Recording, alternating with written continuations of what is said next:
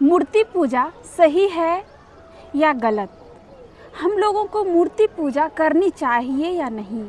भगवान की प्रतिमा, प्रभु की प्रतिमा, देवी की प्रतिमा की पूजा करना कहाँ तक सही है, आज इस छोटी सी कहानी के माध्यम से हम लोग सुनेंगे। एक गांव की एक सच्ची घटना है। एक लड़की का विवाह हुआ। विवाह होकर वह लड़की अपने ससुराल आई। मायके से ससुराल आई तो सारी रस्म रिवाज पूरी होने के बाद सासू माँ ने कहा, बहू आज हम लोगों को देवी मंदिर जाना है पूजा करने के लिए। बहू नई नवेली दुल्हन तो थी, लेकिन अंदर से बहुत समझदार थी, बहुत ही चतुर थी, और मूर्ति पूजा उनके लिए मान्य नहीं था। वह मूर्ति पूजा को नहीं मानती थी, क्योंकि वह मूर्ति पूजा से ऊपर उठ चुकी थी, आगे बढ़ चुकी थी। लेकिन विवाह का प्रथम दिन है, सासू माँ की बात को कैसे टालेगी? जब सासू माँ ने कहा तो उसे न चाहते हुए भी मूर्ति पूजा के लिए उसे जाना पड़ा। घर के सारे सदस्य के साथ वह पूजा करने गई। दुर्गा माता का मंदिर था। माँ दुर्गा के मंदिर में सासू माँ आगे आगे पूजा की थाली लेकर पूजा करने जा रही थी। बहू ने एक उपाय सोचा।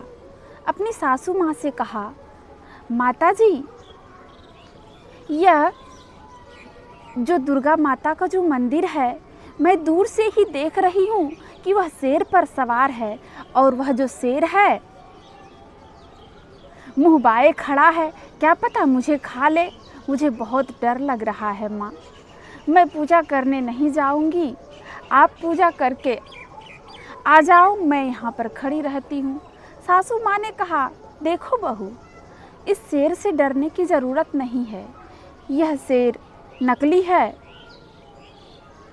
बहू ने कहा, पता नहीं माता जी, लेकिन मुझे तो बहुत डर लग रहा है इस शेर से, मैं पूजा करने अंदर तक नहीं आ पाऊंगी। किसी तरह येन केन प्रकारेण सासू माँ ने उस बहू को मंदिर के दरवाजे तक ले गया और खुद अंदर जाकर शेर के मुंह में हाथ डालकर कहती है, देखो मुझे नहीं काटता है ना, ये तो नकली है, यह नहीं काटेगा, इससे डरो मत। बहू कहती है, शेर, माता के हाथ में तलवार, ये सब चीज़ें मुझे बहुत बड़ा डर लग रहा है।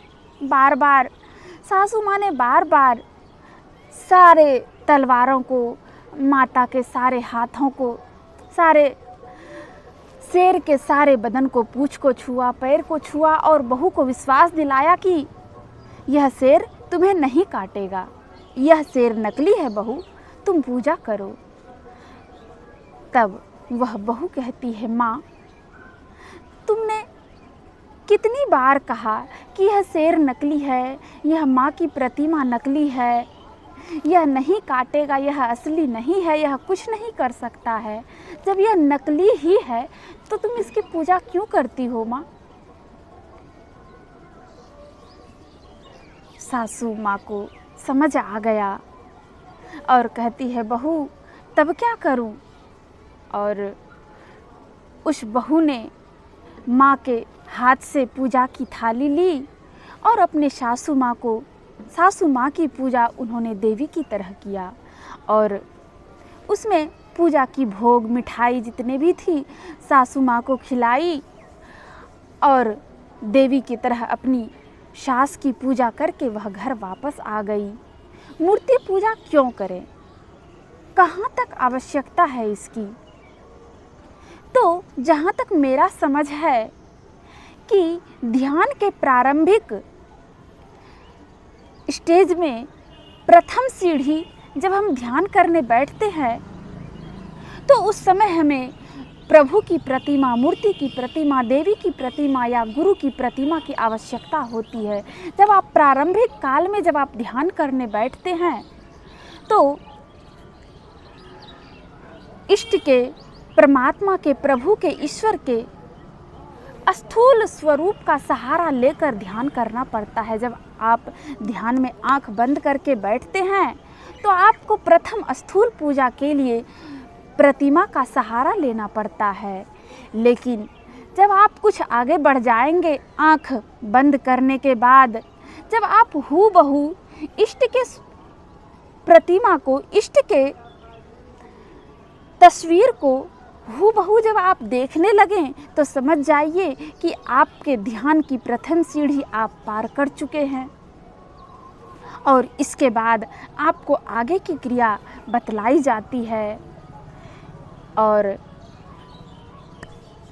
कहते हैं हरि अनंत, हरि कथा अनंता। साधना की प्रथम सीढ़ी में हमें प्रतिमा की तस्वीर की आवश्यकता होती है, जिसका कि किसी एक इष्ट का हम ध्यान करें और उसके बाद आगे बढ़ें। और उसके बाद की प्रक्रिया बड़ी जटिल है, लेकिन ज्यों-ज्यों आगे बढ़ते जाएंगे तो ध्यान में बड़ा आनंद आएगा। उसके बाद स्थूल के बाद उसके सिमटाव के लिए बिंदु ध्यान की क्रिया, दृष्टि योग की क्रिया बतलाई जाती है।